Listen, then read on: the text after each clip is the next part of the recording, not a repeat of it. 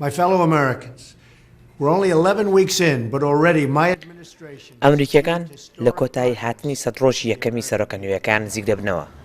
سەرەڕای هەنگاوی گەورە و بڕیاری بوێرانە لە هەندێک بواردا، بەڵام ئیدارەی دۆناڵد ترامپ ڕوبەڕووی زۆرترین پاشەکشەکردن و بەربەست بۆتەوە.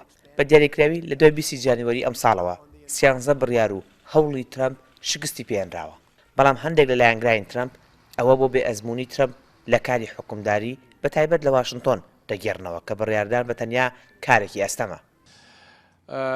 خۆی دوو هۆکاری گرنگ هەن لە پاشەکشەکان. سەرۆک ترامپ یان سەرۆکی ئەمریکای تازە ئەزموونی لە حکومڕانی کەمە.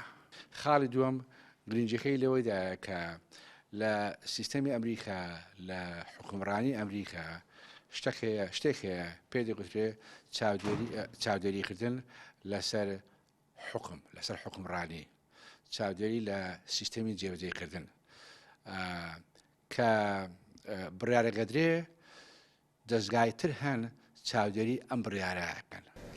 دیارترین پاشەکشەکانی ترامپ لە بڕیاری قەدەغەکردنی گەشتی هاوڵاتیانی 7 وڵاتی زۆری نەموسڵمان بوو کە 2 جار لایەن دادگاوە ڕەت کرایەوە و بەڵام لە کۆنگرێسیش ترامپ خاوەنی هاوپەیمانێتێکی بەهێز نییە. ئەمەش دوو هۆکاری هەیە. هۆکارێکیان بریتیە لە نەبوونی خبرەی ترامپ خۆی. ترامپ کەسێکە کە لە بواری بزنزەوە هاتووە ناو سیاسەتەوە، بۆیە ناو سیاسیەکانە علاقاتی ئەوە بەهێزەکەوە خەڵکێکی هەبێ و بەیداری خۆی و بە خەڵکی خۆیەوە بێتە ناو حکوومەتەوە. بۆ نمونە کلینتۆن ئەگەر دەربچوایە ئەو نەفەرانەی هەمووی ئامادە کرده بوو کەوا کێچێ چ پۆستێکەوە، بەڵام ترامپ ئەمەی نیە. ئەمە لەلایەکی تر ئەو کەسانیشی کەوا بە دەوریا بوون و یەکەم جار لەگەڵ یابوون، هەندێکیان کێشیان بۆ دروست بوو، وەکو دەیڤد، وەکو مایک فڵن و وەکو ئێسشەوە بانن کە دەسەڕاستێتی کێشیان بۆ دروست بووە، بۆیە ئیشەکانی بە ئاسانی لەبەر ناڕوە. ئەمە لەلایەکی تر بەڕاستی لە سیاسەتی ئەمریکا ئێستا ئەمە بە قۆناغێکا تێپەڕین کە جۆرێ لە ئەوەی پێوترێت پۆلەرایزیشن، جۆرێک لە جیاکاریەکی زۆر هەیە. جمهوریەکان و کۆماریەکان لەلایەک، دیموکراتەکان لەلایەک زۆر ناکۆکن.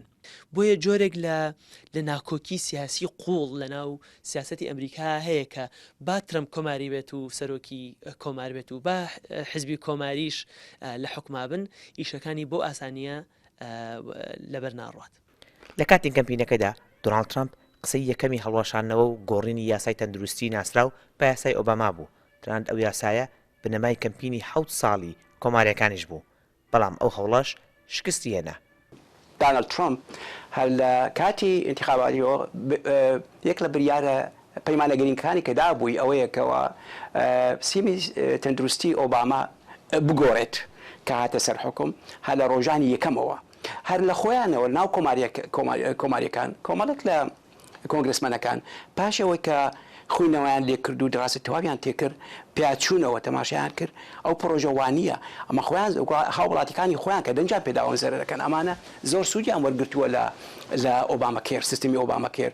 هەرچەندە 100 ڕۆژ بۆ ئەزموونی حکومڕانی لە کاری سیاسی پێوەرێکی دروست نییە بۆ هەڵسەنگاندنی کابینەکەی ترامپ، بەڵام گرنگی ئەو 100 ڕۆژە ئەوەیە کە سەرەتایەکە بۆ تێگەیشتن لە سروشتی ئیدارەکانی ئەمریکا و ڕازگۆبوونیان لەگەڵ بەڵێنەکانیان لە کاتی کەمپینی هەڵبژاردندا. سەرکەوت شەمسەدین، NRT، واشنگتن.